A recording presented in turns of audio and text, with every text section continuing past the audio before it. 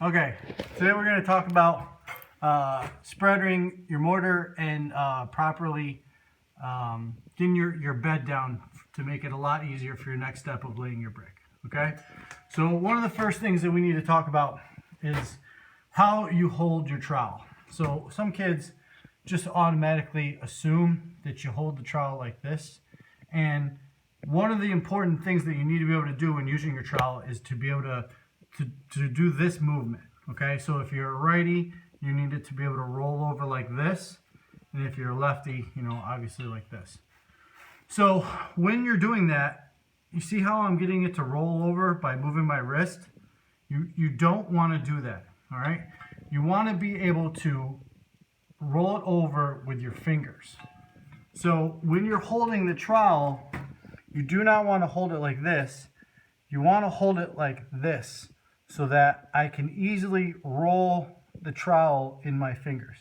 That's one of the most important techniques to get down because it makes all the rest of the steps a lot easier. This thing needs to be able to move like this, and to be able to get it to move like this, you got to be able to roll it in your fingers, not with your wrist. All right? So now I'm going to do that, exactly what I talked about, by holding the trowel like this and simply rolling the trowel over like this to spread the mortar.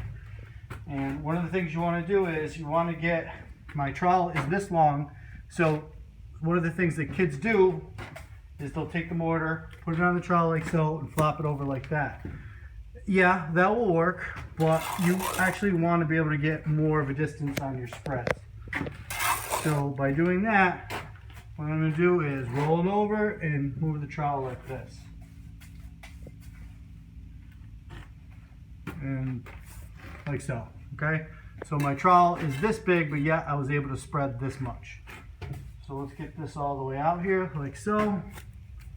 All right, and now we're going to get to the next step, which is called feathering, all right? So you want to take the tip of your trowel and you're going to push it down into the mortar, okay? And you're going to simply push down like this, creating a bunch of V's in the mortar. All right, now I have a nice channel for this to, it's nice and even, so when I go to place my bricks in there, my bricks will be nice and level. But as you can see, when I did that, one of the problems that I've created is some of my mortar is now rolling off the edge, okay? These trowels, after repeated use, get extremely sharp, all right? So we use the term cutting, which is very accurate. This is what I'm going to be cutting. So I want to show you over here real quick. And if my bricks are like this, kids will think that they'll keep the trowel to a 90-degree angle off of the bricks, okay? You don't want to do that. That's not what you want to do, because what that does is smear the bricks. The bricks are red, the mortar is gray. We want to keep the bricks red, okay? We don't want to turn the bricks gray. And by doing this, that's exactly what you're doing. You're just you're smearing all over the bricks. So what you're going to do is, as you can see, I'm at a slight angle, like this. I don't keep it all the way flat, because by keeping it all the way flat, when I cut it off, it's going to drop all the way to the floor. I don't want that either. I want the trowel to catch it, okay? But at the same time, I don't want to get the bricks dirty.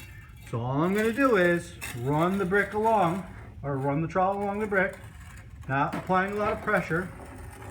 And now, as you can see, I've cut all that mortar off, kept it on the trowel, and all my bricks are nice and clean. I'm going to take the excess mortar, and I want to get this nice and perfect.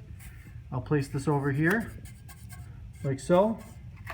And now I have a perfect, nice, even bed to lay my bricks down into. This is how you want to start, okay?